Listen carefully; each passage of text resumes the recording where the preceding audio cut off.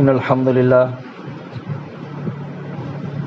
لله نحمده ونستعينه ونستغفره ونعوذ بالله من شرور أنفسنا ومن سيئات أعمالنا من يهدي الله فلا مضل له ومن يضلله فلا هادي له وأشهد أن لا إله إلا الله وحده لا شريك له وأشهد أن محمدا عبده ورسوله أما بعد فإن أصدق الحديث كتاب الله وخير الهدي هدي محمد صلى الله عليه وسلم وخير الأمور أواسمها وشر الأمور محدثاتها وكل محدثة بدعة وكل بدعة ضلالة وكل ضلالة في النار.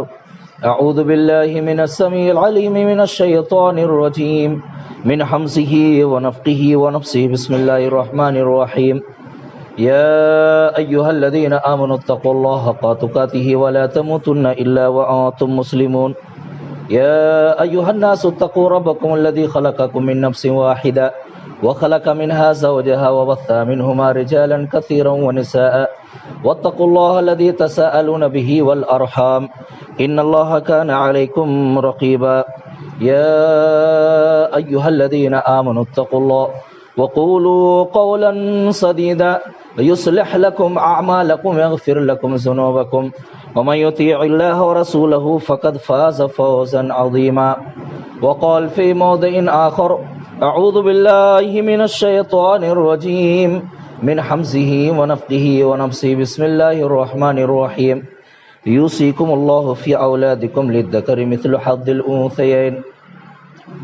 وقال النبي صلى الله عليه وسلم من قطع ميراث وارثه قطع الله ميراثه من الجنة يوم القيامة. رب اشرح لي صدري ويسر لي أمري واحلل عقدة من لساني يفقهوا قولي. رب زدني علما رب زدني علما رب زدني علما.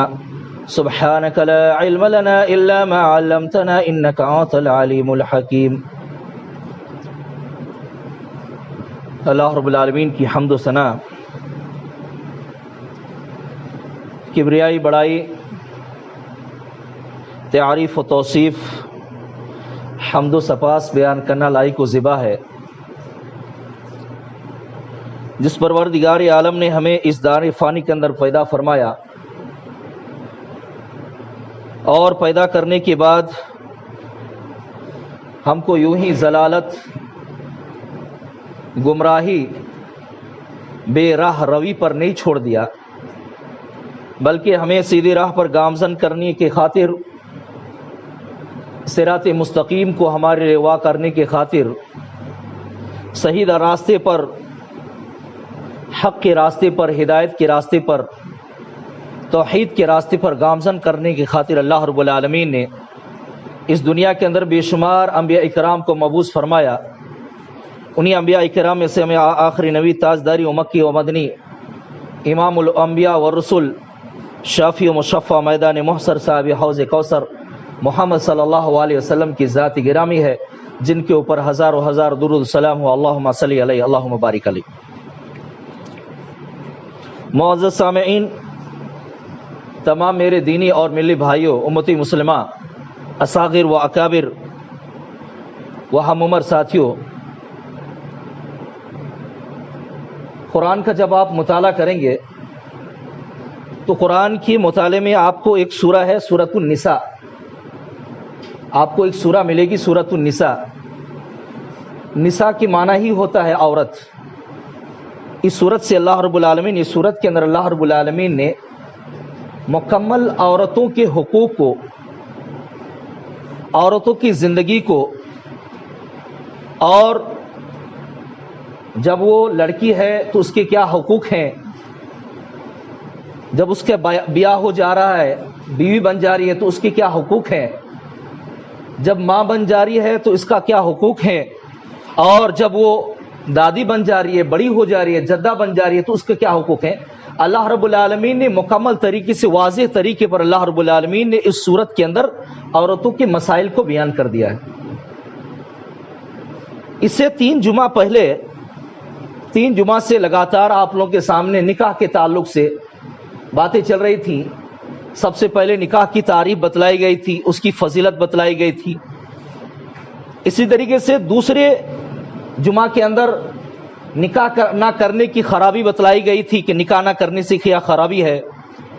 اور تیسرے جمعہ پر یہ بات بتلائی گئی تھی کہ نکاح کے اندر ہم لوگ کیا کیا خرافات کر رہے ہیں یا تو شریعت کے خلاف کیا کیا کام کر رہے ہیں، وہ چیزیں آہستہ آہستہ طور پر تفصیل کے ساتھ 2-4 چیزوں کو بتلایا گیا تھا. آج کی اس خطبہ جمعہ میں نے آپ لوگوں کے سامنے سورہ نساء کی آیت تلاوت کی ہے،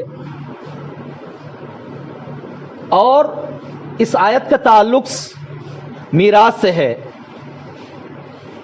کہ میت جب مرتا ہے یا تو کوئی آدمی مر جاتا ہے تو مرنے کے بعد اس کے جتنے بھی جائیداد رہتے ہیں یا تو اس کا جتنا بھی مال رہتا ہے، ترکہ رہتا ہے، اس کے حصہ پانے والے الگ الگ طریقے سے لوگ رہتے ہیں، الگ الگ طریقے سے لوگ رہتے ہیں. تو اللہ رب العالمین نے اس حصے کو اس آیت کریمہ کے اندر بیان کیا ہے جو میں نے سورہ نساء کی آیت تلاوت کی ہے. یہ عنوان علم فرائض کے نام سے کیا مشہور ہے، عربی مدارس کے اندر علم فرائض کے نام سے یہ پڑھائی جاتی ہے، اور بہت ہی کم اس عنوان کو اٹھایا جاتا ہے. بہت ہی کم ایسے علماء ہیں جو اس بیان کو بتلاتے ہیں یا تو اس عنوان کو بتلاتے ہیں، اور یہ بالکل نیا بیان ہے. میرے لیے بھی کیا ہے، نیا بیان ہے کہ میراث کے تعلق سے یا تو علمی فرائض کے تعلق سے میں نے اس سے پہلے کہیں خطبہ نہیں دیا ہے، بیان نہیں کیا ہے، اور اکثر ان باتوں کو دبایا جاتا ہے یا تو دبا کر کے رکھ لیا جاتا ہے، کیونکہ یہ ایک ایسا عنوان ہے کہ جس میں ایک عام آدمی سے لے کر کے، چاہے عالم ہو، چاہے وہ بڑا ہی قاری کیوں نہ ہو، چاہے وہ جاہل آدمی ہی کیوں نہ ہو یا تو عام آدمی کیوں نہ ہو، ہر آدمی اس کے اندر کیا رہتا ہے، ملوث رہتا ہے. اسی وجہ سے اس عنوان کو اٹھانے کی ہمت اس کے اندر نہیں ہوتی ہے کہ ہم اس عنوان کی وضاحت کریں. اللہ کے نبی صلی اللہ علیہ وسلم کی زمانے کی طرف سب سے پہلے لے کر کے چلتا ہوں کہ اللہ کے نبی صلی اللہ علیہ وسلم کی جب بعثت ہوئی تھی تو اس زمانے کو ہم لوگ زمانہ جاہلیت کہتے ہیں. کس زمانے سے ہم لوگ جانتے ہیں؟ زمانہ جاہلیت، یعنی جاہلیت کا زمانہ کہتے ہیں. کس اعتبار سے؟ شرعی طور پر عمل نہ کرنے کے اعتبار سے. ایسی بات نہیں ہے کہ وہ لوگ لکھا پڑھا نہیں تھے، یا تو لکھتے پڑھتے نہیں تھے، یا تو ان کے پاس دماغ نہیں تھا، یا تو ان کے پاس علم نہیں تھا. علم تھا لیکن وہ شریعت کے موافق عمل نہیں کرتے تھے، یا تو شریعت میں ان لوگوں نے کیا کیا تھا، شرک پیدا کر دیا تھا، یا تو شریعت کے اندر ان لوگوں نے خرافات پیدا کر دی تھی، یا تو شریعت کے اندر ان لوگوں نے شرک یعنی شرک کا مزین کر دیا تھا، شرک سے اس عمل کو مزین کر دیا تھا. تو اسی لیے ہم لوگ اس کو کیا کہتے ہیں، زمانہ جاہلیت کہتے ہیں. اللہ کے نبی صلی اللہ علیہ وسلم جب مبعوث ہو کر کے آئے، اللہ کے نبی صلی اللہ علیہ وسلم کو جب نبی بنایا گیا تو اللہ کے نبی صلی اللہ علیہ وسلم نے ایک ایک چیزوں کے اندر قدغن لگانی شروع کی. ایک ایک چیزوں کے اندر اللہ کے نبی صلی اللہ علیہ وسلم نے قدغن لگانی شروع کی اور ایک ایک چیز کی اصلاح کرنے لگے اللہ کے نبی صلی اللہ علیہ وسلم. تو انہی چیزوں میں سے ایک تھا میراث کا مسئلہ. میراث یعنی کوئی آدمی اگر مر جاتا ہے تو مال چھوڑ کر کے جاتا ہے تو اس کو ہم کیسے تقسیم کریں اور کون کون سے لوگ ہیں اس کے حق پانے والے. زمانہ جاہلیت میں کیا ہوتا تھا کہ جب کوئی آدمی مر جاتا تھا، کوئی آدمی مر گیا تو اس کے بچے تھے، یتیم بچے ہو گئے، یتیم بچے تھے، اس کی بیوی تھی، تو لوگ کیا کرتے تھے، جبرن جو طاقتور ہوتا تھا اس مال کے اوپر قبضہ کر لیتا تھا، یا تو اس کے بھائی وغیرہ کیا کرتے تھے، اس مال کے اوپر قبضہ کر لیتے تھے. اگر اس کے بھائی نہ ہوتے تو اس کے چچیرے کیا کرتے تھے، چچا وغیرہ اس مال کے اوپر قبضہ کر لیتے تھے. تو اس طریقے سے ظلم ہوتا تھا. اس طریقے سے کیا ہوتا تھا، ظلم ہوتا تھا. زمانہ جاہلیت میں عورتوں کے ساتھ خاص کر کے ہو یا تو بچوں کے ساتھ، جو یتیم بچے ہوتے تھے یا تو جو چھوٹے چھوٹے بچے ہوتے تھے ان کے ساتھ اس طریقے سے معاملہ ہوتا تھا کہ اس کے مال کے اوپر جو طاقتور ہوتا، جو وہاں پر قوت والا ہوتا، اس کے اوپر قبضہ کر لیتا تھا. یہی وجہ ہے کہ میں نے پچھلے جمعہ جو بتلایا تھا، ایک بات بتلائی تھی کہ عورتوں کو مار دیا کرتے تھے. عورتوں کو کیا کرتے تھے، عرب کے لوگ مار دیا کرتے تھے. اس کی ایک وجہ میں نے بتلائی تھی جہیز، کہ جہیز کی وجہ سے بھی مار دیا کرتے تھے. اور بہت سارے لوگ اپنے بچوں کو اس وجہ سے بھی مار دیا کرتے تھے کیونکہ تاکہ ترکہ کا مسئلہ پیدا نہ ہو، وراثت کا مسئلہ پیدا نہ ہو. کیونکہ جو مالدار رہتے یا تو جو طاقتور رہتے وہ حقیقی طور پر بھی ان بچوں کے حصے کو بھی چھین لیا کرتے تھے. کمزور طبقہ یعنی عورتوں کو کمزور طبقہ سمجھا جاتا تھا، کمزور سمجھ کر کے ان کے مال کو ہر طریقے سے ہڑپنا شروع کر دیتے تھے۔ تو اس کی ایک وجہ مارنے کی، اپنے بچوں کی ایک وجہ، بے شمار وجہ ہیں، 10-12 وجہ ہیں، اس میں سے ایک وجہ یہ بھی بتلایا گیا ہے کہ ان کے مال کو دوسرے آدمی ہڑپ لیتے تھے جب وہ کمزور ہوتے تھے، تو ان کے اوپر ظلم ہوتا تھا۔ تو اللہ کے نبی صلی اللہ علیہ وسلم کی بعثت سے پہلے لوگ کیا کرتے تھے، ایک دوسرے کے مال کو دیکھتے کہ ان کے بچے چھوٹے ہیں، کمزور ہیں، بیوی کیا ہے بیوہ ہو گئی ہے، بچے یتیم ہو گئے، اس کے مال کے اوپر جا کے قبضہ کر لیتے تھے۔ دو واقعہ میں آپ لوگوں کے سامنے رکھوں گا کہ اس کی اصلاح کی کیسے ابتدا ہوئی، اصلاح کیسے ہونے لگی۔ اللہ کے نبی صلی اللہ علیہ وسلم کے زمانے میں سب سے پہلا واقعہ جو میراث کا پہلا واقعہ جو رونما ہوا، حضرت اوس بن زید یا تو اوس بن ثابت، اوس بن زید یا تو اوس بن ثابت، اس صحابی کا نام تھا، کہ ان کا کیا ہو گیا، انتقال ہو گیا۔ اللہ کے نبی صلی اللہ علیہ وسلم کے زمانے میں ابھی میراث کے تعلق سے کوئی فیصلہ نہیں آیا تھا، کس کو کتنا زمین ملے گی، کس کو کتنا حصہ ملے گا، کس کا کتنا حصہ ہے، اس کے بارے میں کوئی فیصلہ نہیں آیا تھا۔ حضرت ثابت بن قیس کا انتقال ہو گیا تو ان کے چچیرے بھائی جو تھے یا تو ان کے چچا، ان لوگوں نے کیا کیا، اس کے مال کے اوپر قبضہ کر لیا۔ ان کی بیوی بیوہ تھی، ان کے 2 بچیاں تھیں۔ اللہ کے نبی صلی اللہ علیہ وسلم کی بعثت ہو چکی تھی، اللہ کے نبی صلی اللہ علیہ وسلم نبی بنائے جا چکے تھے اور ہر چیز کی اصلاح ہو رہی تھی۔ ایسے وقت میں حضرت اوس کی بیوی اللہ کے نبی صلی اللہ علیہ وسلم کے پاس آتی ہیں، کیونکہ ان کو معلوم ہو گیا تھا کہ دین اسلام ایک ایسا دین ہے جو ہر ایک کا حق دلا رہی ہے۔ ایسے وقت میں عورتوں کے آواز کو بلند کرنا، ایک عورت اپنی آواز کو بلند کر رہی ہے اللہ کے نبی صلی اللہ علیہ وسلم کے سامنے، کہ جب لوگ کیا کرتے تھے، عورتوں کو قتل کیا دیا کرتے تھے، ان کو زندہ دفن کر دیا کرتے تھے۔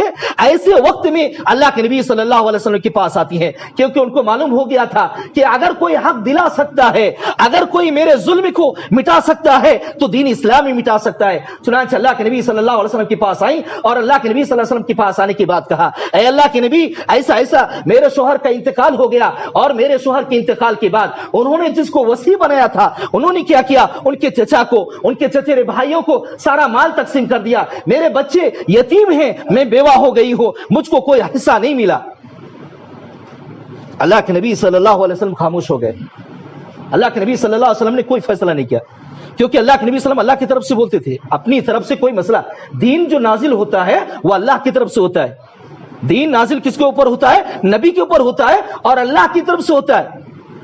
کوئی بھی انسان دین نہیں بنا سکتا ہے، کوئی بھی انسان شریعت نہیں بنا سکتا ہے۔ اللہ کے نبی صلی اللہ علیہ وسلم خاموش ہو گئے اور اللہ کے نبی نے کہا کہ صبر کرو، قرآن کی آیتیں اتریں گی، اللہ رب العالمین کا کلام اترے گا، اللہ رب العالمین کا فیصلہ اترے گا، اللہ رب العالمین کی ہدایت اترے گی، تم کو بتلایا جائے گا۔ چنانچہ عورت صبر کرنے لگی، یہاں تک کہ اللہ رب العالمین نے سب سے پہلی آیت کریمہ وراثت کے تعلق سے، میراث کے تعلق سے اللہ کے نبی صلی اللہ علیہ وسلم نے، اللہ رب العالمین نے قرآن کی آیت کریمہ اتاری، للرجال نصیب مما ترک الوالدان والاقربون، سب سے پہلی آیت کریمہ، وَلِلنِّسَاءِ نَصِيبٌ مِّمَّا تَرَكَ الْوَالِدَانِ وَالْأَقْرَبُونَ، سب سے پہلی آیت کریمہ اتری کہ مردوں کے لیے حصہ ہے، نصیب ہے، جو ان کے والدین چھوڑ کر کے جائیں اور ان کے اقربا چھوڑ کر کے جائیں، رشتہ دار چھوڑ کے جائیں۔ عورتوں کے لیے بھی حصہ ہے جو ان کے والدین کو چھوڑ کر کے جائیں، وَالْأَقْرَبُونَ، اور ان کے رشتہ دار چھوڑ کر کے جائیں۔ سب سے پہلی آیت کریمہ یہ قرآن کے اندر اتری میراث کے تعلق سے۔ اس کے بعد پھر ایک واقعہ اور ہوا، حضرت سعد بن ربی جنگ احد میں اللہ کے نبی صلی اللہ علیہ وسلم کے ساتھ گئے تھے، اللہ کے نبی صلی اللہ علیہ وسلم کے ساتھ جنگ احد میں گئے تھے۔ ابھی صرف اتنی بات اتری تھی کہ مردوں کے لیے بھی حصہ ہے اور عورتوں کے لیے بھی حصہ ہے، بس اتنی بات اتری تھی، 2 باتیں اتری تھی، لیکن اس میں یہ بتلا نہیں گیا تھا کہ کس کو کتنا حصہ ہے، کس کو کتنا حصہ دیا جائے گا۔ ماں ہے تو اس کا کتنا حصہ ہے، دادی ہے تو اس کا کتنا حصہ ہے، بیوی ہے تو اس کا کتنا حصہ ہے، بیٹی ہے تو اس کا کتنا حصہ ہے، بہن ہے تو اس کا کتنا حصہ ہے، یہ باتیں ابھی نہیں اتری تھی۔ یہاں تک ایک دوسرا پھر واقعہ ہوا، حضرت سعد بن ربیعہ رضی اللہ تعالیٰ عنہ جنگ احد کے اندر شریک ہوتے ہیں، جنگ احد میں 14 زخم کھانے کے بعد شہادت پا لیتے ہیں۔ پھر ان کی بیوی کیا ہو جاتی ہے، بیوہ ہو جاتی ہے، ان کے پاس بھی بچے رہتے ہیں۔ پھر ان کے لوگ کیا کرتے ہیں، ان کے جو اعزاء و اقارب تھے اس کے مال کے اوپر قبضہ کر لیتے ہیں۔ ان کی بیوی دوڑتی ہوئی اللہ کے نبی صلی اللہ علیہ وسلم کے پاس آتی ہے اور کہتی ہے کہ سعد بن ربی آپ کے ساتھ جنگ احد میں کیا ہو گئے، شہید ہو گئے، میں بیوہ ہو گئی ہوں، میرے بچے کیا ہو گئے ہیں، یتیم ہو گئے ہیں۔ اور ان کے بھائیوں نے ان کے مال کے اوپر قبضہ کر لیا ہے، ان کے چچاؤں نے ان کے مال کے اوپر قبضہ کر لیا ہے۔ اے اللہ کے نبی صلی اللہ علیہ وسلم کوئی حکم ہم کو فرمائے، ہم کو انصاف دلائیں، میراث کے اندر ہمارا حصہ دلائیں۔ اللہ کے نبی صلی اللہ علیہ وسلم پھر وہی کہتے ہیں کہ اللہ رب العالمین کا حکم آئے گا۔ اللہ کے نبی فرماتے ہیں کہ صبر کرو، اللہ رب العالمین کا حکم آئے گا۔ چنانچہ اس کے بعد یہ آیت کریمہ جو میں نے خطبہ کے شروع میں پڑھی تھی وہ آیت کریمہ اتری، یوصیکم اللہ فی اولادکم للذکر مثل حظ الانثیین، کہ اللہ رب العالمین تمہارے اولاد کے بارے میں وصیت کرتا ہے کہ مذکر کے لیے بھی حصہ ہے اور مؤنث کے لیے بھی حصہ ہے۔ مذکر کے لیے بھی حصہ ہے، جو میل ہے اس کے لیے بھی حصہ ہے، اور جو فیمیل ہے اس کے لیے بھی حصہ ہے۔ مرد عورت دونوں کے حصے کو اللہ رب العالمین نے بتلایا۔ تو یہ دو واقعہ رونما ہوا تھا اللہ کے نبی صلی اللہ علیہ وسلم کے زمانے میں۔ لوگ اللہ کے نبی صلی اللہ علیہ وسلم کے زمانے میں ظلم کرتے ہوئے ان کے مال کو کیا کر لیتے تھے؟ ہڑپ لیا کرتے تھے۔ ان کے مال کو کیا کرتے تھے؟ ہڑپ لیا کرتے تھے، اور خاص کر کے عورتوں کے مال کو ہڑپتے تھے، ورنہ مردوں کو تو ان کا حصہ مل ہی جاتا تھا۔ مردوں کو تو ان کا حصہ مل ہی جاتا تھا، مرد تو کسی بھی طریقے سے مال کو حاصل کر لیا کرتے تھے، لیکن جو مال جو ہڑپتے تھے وہ اصل میں عورتوں کا، یعنی اپنی بہنوں کا۔ عورتوں میں اپنی بہنوں کے مال کو کیا کرتے تھے؟ وہ اپنا مال سمجھ کر کے اس کو ہڑپ لیا کرتے تھے۔ تو عورتوں کو انصاف دلانے کے لیے اللہ رب العالمین نے سورہ نساء کے اندر میراث کی آیت کریمہ، موارث کی آیت کریمہ، اس طریقے سے کیا ترکہ کی آیت کریمہ اور ان میں فرائض کی آیت کریمہ اللہ رب العالمین نے اتاری، اور دین اسلام کے اندر اس بات کو بتلایا گیا کہ عورتوں کے لیے بھی وہی حق ہے جو مردوں کے لیے حق ہے۔ اللہ کے نبی صلی اللہ علیہ وسلم کی جو حدیث میں نے آپ نے کے سامنے تلاوت کی ہے، اللہ کے نبی صلی اللہ علیہ وسلم فرماتے ہیں من قطع میراث وارثہ، کہ جس آدمی نے اپنے وارث کی میراث کو کاٹ لیا، اپنے وارث کی میراث کو کیا کر لیا؟ کاٹ لیا، یعنی غصب کر لیا، ہڑپ لیا، یا تو اس کی میراث کو لے لیا، قطع اللہ میراثہ من الجنۃ یوم القیامہ، تو اللہ رب العالمین کیا کرے گا؟ اس کی میراث کو، یعنی جنت میں جو حصہ ملنے والا ہے جنت، اللہ رب العالمین اس کی میراث کو جنت سے کاٹ لے گا قیامت کے دن۔ الیاذ باللہ، کتنی بڑی حدیث ہے، اور اللہ کے نبی صلی اللہ علیہ وسلم کی کتنی بڑی وعید ہے کہ جو آدمی میراث میں کسی کے اگر حق کو کاٹ لیتا ہے تو اللہ رب العالمین کے نبی صلی اللہ علیہ وسلم فرماتے ہیں اللہ رب العالمین قیامت کے دن اس کی میراث کو کاٹ لے گا، قیامت کے دن اس کی میراث کو کاٹ لے گا۔ جنت میں سے جو میراث ملنے والی ہے اس کی میراث کو اللہ رب العالمین آہستہ آہستہ کاٹے گا۔ آج ہم اپنے ماحول اور معاشرے کے اندر دیکھتے ہیں، جیسے خطبے کے اندر میں نے بتلایا رہا تھا جہیز کے تعلق سے، تو اسی ضمن سے یہ بات نکلی تھی میراث کے تعلق سے، اسی ضمن سے کہ جہیز جو ہم لوگ دیتے ہیں یا تو جہیز جو ہم لوگ تیار کرتے ہیں تو میراث کو کاٹ کر کے بہت سارے لوگ تیار کرتے ہیں، حالانکہ میراث کا بھی حصہ اس کو ملا نہیں ہے۔ مثال کے طور پر اگر باپ زندہ ہے تو بچوں کو ابھی میراث ملے گا نہیں، بچے ابھی اس میراث کے حقدار نہیں ہیں۔ لوگ کیا کرتے ہیں؟ باپ ابھی زندہ ہیں، بہنوں کی شادیوں میں تھوڑا زمین بیچ کر کے جہیز کے نام پر دیتے ہیں، یہ اس کا حصہ نہیں ہوا، اور اس طریقے سے ہم بیچ بھی نہیں سکتے شریعت میں۔ میراث اس وقت ہوتا ہے جب کوئی آدمی مر جائے، تو مر جانے کے بعد ان کے جو وارث ہیں، اولاد جو ہیں، بچے ہیں، بیٹی ہیں، باپ ہیں، بیوی ہیں، تو یہ ماں ہے، یہ وارث بنتے ہیں، تب جا کر کے ان کے مال کا حصہ ہوتا ہے، ان کی زندگی میں مال کا حصہ نہیں ہوگا۔ تو ہم لوگ جو جہیز جو دیتے ہیں تو اس میں کیا کرتے ہیں؟ ایک خرابی ہمارے اندر یہ بھی ہے کہ ہم اس کے مال کا جو حق ہے وہ حق کو کیا کرتے ہیں؟ پہلے بیچ دیتے ہیں، اور بیچ کر کے تھوڑا بہت ہم مال ادا کرتے ہیں، اور ہم نے یہ سوچا کہ ہم نے مال ادا کر دیا، ہم نے میراث دے دیا۔ اور اگر کوئی آدمی اس طریقے سے بھی نہیں کرتا ہے تو عورتوں کو، بہنوں کو اتنی دھمکا کر کے رہتا ہے کہ پوری زندگی اگر تم میراث میں حصہ لیے تو ہم کو مانیں گے نہیں، تمہارا باپ کا گھر چھوٹ جائے گا، بھائی کا گھر چھوٹ جائے گا۔ یہ ایک ظلم ہے، یہ کیا ہے؟ ایک ظلم ہے، اور اللہ رب العالمین اس چیز کو معاف نہیں کرے گا۔ جس کا جتنا حق ہے اللہ رب العالمین نے قرآن کے اندر متعین کر دیا ہے، ہر ایک کے حقوق کو اللہ رب العالمین نے بیان کر دیا ہے۔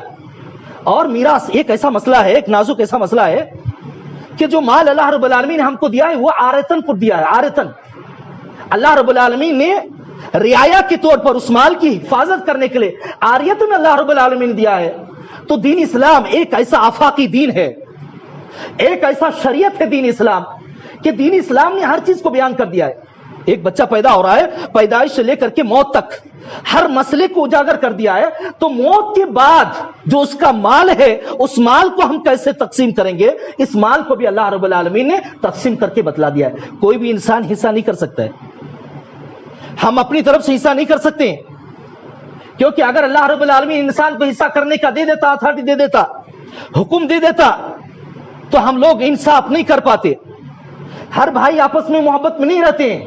2-4 بھائی آپس میں مل لیتے, ایک کمزور پاتے تو اس کو مال کم دیتے, یا تو ایک بہن کو اگر زیادہ نہیں چاہتے ان کو مال کم دیتے, یا تو اعزاء اقارب کو اگر دینے کا رہتا تو اس کو مال نہ دیتے.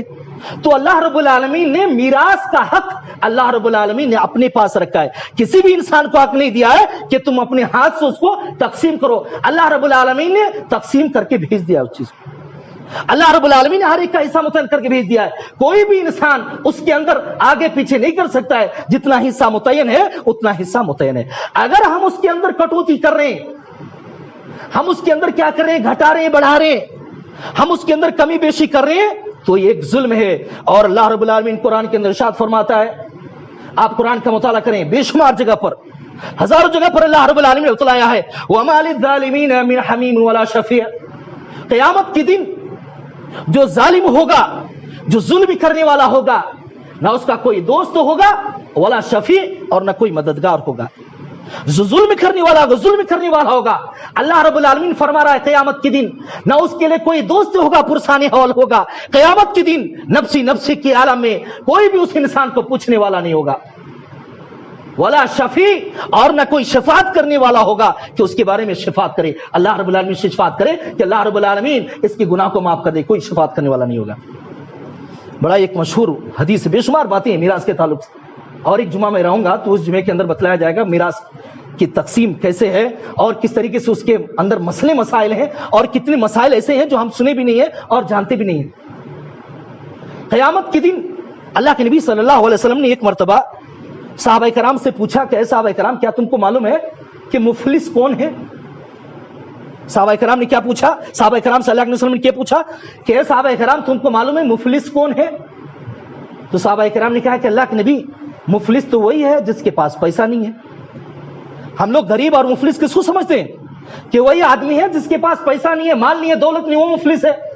اللہ کے نبی صلی اللہ علیہ وسلم نے فرمایا کہ میری امت میں وہ مفلس نہیں ہے, میری امت میں وہ آدمی مفلس ہے, وہ آدمی غریب ہے, وہ آدمی ناچار ہے, وہ آدمی مسکین ہے, جو قیامت کے دن بے شمار نیکیاں لے کر کے حاضر ہوگا, نماز لے کر کے جائے گا, زکوٰۃ لے کر کے جائے گا, حج لے کر کے جائے گا, امر بالمعروف نہی عن المنکر لے کر کے جائے گا, ہر قسم کی نیکی کر کے رہے گا, لے کر کے جائے گا اللہ کے پاس.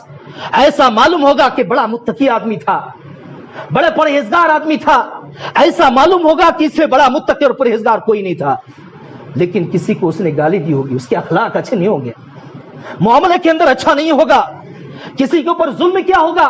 اللہ کے نبی صلی اللہ علیہ وسلم فرماتے ہیں سب سے بڑا مفلس اور مفلس وہی آدمی ہوگا قیامت کے دن کہ جو آدمی کسی کے اوپر ظلم کر کے رہے گا, کسی کو گالی دی کر کے رہے گی, کسی کا مال کھا کر کے رہے گا, کسی کا مال ہڑپ کر کے رہے گا. سب سے بڑا مخلص وہی آدمی ہوگا قیامت کے دن. یہاں تک اللہ رب العالمین فرشتوں کو حکم دے گا, اے فرشتے جاؤ اور اس کے نیکیوں سے نکالو, جتنا اس نے ظلم کیا تھا اس کے نیکیوں سے نکالو, گالی دی تھی اس کے نیکیوں سے نکالو, کسی کے اوپر ظلم کیا تھا اس کے نیکیوں سے نکالو. یہاں تک کہ نیکیاں جب ختم ہو جائیں گی صرف گناہ باقی رہ جائیں گے, پھر ان کے گناہ کو بھی اس کو لاد دیا جائے گا. ابھی ظلم باقی رہ جائے گا, ابھی اس کے اخلاقی برائیاں باقی رہ جائیں گی, تو اس کے اخلاقی برائی کے پاداش کو, ان کے اخلاقی برائیوں کو اس کے اوپر ڈال دیا جائے گا, اور جہنم کے اندر گھسیٹتے ہوئے گھسیٹتے ہوئے جہنم کے اندر اس کو ڈال دیا جائے گا. تو سب سے بڑا مفلس وہی آدمی ہوگا قیامت کے دن جو ظلم کرے گا. یہاں تک کہ اللہ کے نبی صلی اللہ علیہ وسلم کی مشہور حدیث سے بار بار سنے ہوں گے آپ لوگ.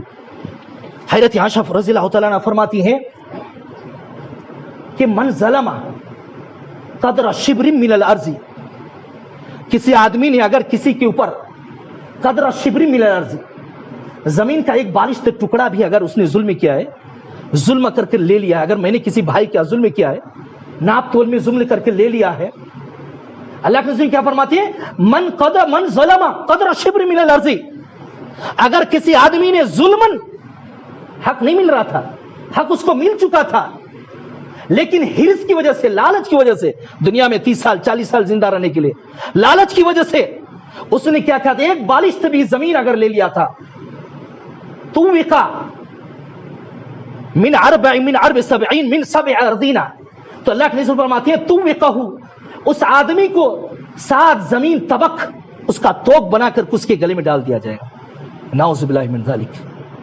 ایک بالشت اگر کوئی زمین ظلمن لے رہا ہے، خوشی سے نہیں، اگر کوئی دے رہا ہے، ہدیہ دے رہا ہے، کچھ کر رہا ہے خرید رہا ہے، ظلمن اگر لے رہا ہے اس آدمی، حضرت عائشہ فرماتی ہیں من ظلم قدر شبر من الارض، اگر کوئی ظلم کر کے لے رہا ہے تو اللہ کے نبی صلی اللہ علیہ وسلم فرماتے ہیں کہ اس آدمی کے گلے میں 7 زمین طبق اس کے گلے میں لاد دیا جائے گا قیامت کے دن۔ تو دیکھیے ظلم کتنی بڑی چیز ہے۔ اللہ رب العالمین ہر گناہ کو معاف کرے گا، شرک کو اور حقوق العباد کے اندر اگر کسی نے گڑبڑی کی ہے تو اللہ رب العالمین اس کو معاف نہیں کرے گا۔ اور انصاف تو اللہ کے پاس ہوگا ہی، ایسا نہیں کہ اللہ کے پاس انصاف نہیں ہوگا۔ ہم تو انسان ہیں، ہم تو سمجھدار ہیں، ہمارے پاس عقل ہے، ہمارے پاس بوجھ ہے، اگر ہم ظلم کریں گے تو اس کا تو انصاف ہونا ہی ہے۔ یہاں تک کہ اگر جس کے پاس عقل نہیں ہے، اس کے پاس سمجھ بوجھ نہیں ہے، اس کے پاس نفسانی جذبات نہیں ہے، ایک سینگ والی بکری اگر بغیر سینگ والی بکری کو ماری رہے گی، جانوروں کے پاس عقل نہیں ہوتی ہے، جانوروں کے پاس کیا ہوتی ہے؟ عقل نہیں ہوتی ہے، وہ فطری طور پر انسان کے علاوہ، جنات کے علاوہ کسی بھی چیز کے اندر عقل نہیں ہوتی ہے، وہ فطری طور پر کرتے ہیں، سمجھنے کا مادہ نہیں ہوتا اس کے اندر، سمجھ کر کے کچھ کام کرنے کا مادہ نہیں ہوتا، فطری طور پر وہ چیز کرتے ہیں، فطری طور پر اللہ رب العالمین نے فطرت میں ڈال دیا کرنے کا، تو وہ لوگ کر رہے ہیں۔ کسی بکری کو بلا رہے ہیں، فطری طور پر بلانے پر آئے گی، ایسا نہیں کہ سمجھ کر کے آ رہی ہے، وہ سمجھ کر کے نہیں آ رہی ہے۔ یہاں تک کہ اگر ایک سینگ والی بکری بغیر سینگ والی بکری کو مار دی ہے، ان کے اوپر شریعت بھی لاگو نہیں ہے، بکریوں جانوروں کے اوپر شریعت لاگو نہیں ہے، لیکن اللہ کا انصاف دیکھیے، اللہ کتنا بڑا انصاف ہے، منصف انصاف کرے گا قیامت کے دن۔ کوئی بھی انسان اللہ کے انصاف سے بچ نہیں سکتا ہے۔ آج ہم لوگ اپنے مال کو بڑھانے کے لیے، اپنی اولاد کو خوش و خرم رکھنے کے لیے، اپنے خاندان کو خوش و خرم رکھنے کے لیے ہم اپنے اعمال کو برباد کر لیتے ہیں، ہم اپنے اخلاق کو برباد کر لیتے ہیں، ہم اپنے کردار کو برباد کر لیتے ہیں، اور ایک دوسرے کے اوپر ظلم کرنا شروع کر دیتے ہیں، ایک دوسرے کے مال کو ہڑپنا شروع کر دیتے ہیں، ایک دوسرے کے زمین جائیداد کو قبضہ کرنا شروع کر دیتے ہیں۔ یہ بڑا ہی ظلم ہے۔ بڑائی کیا ہے؟ اللہ رب العالمین کے پاس کس کی کیا پکڑ ہے؟ اللہ رب العالمین اس بے سینگ والی بکری سے سینگ والی بکری کا اللہ رب العالمین انصاف کرائے گا۔ تو اس کے تعلق سے بے شمار باتیں ہیں، میراث کے تعلق سے اور 2-4 مسئلے اور 2-4 باتیں ہیں، 2 آئندہ جمعہ بتلائے جائیں گے۔ اللہ رب العالمین ہم تمام مسلمانوں کو ان تمام ہوئے کہے ہوئے باتوں اور سنے ہوئے باتوں سے زیادہ عمل کرنے کی توفیق عطا فرمائے۔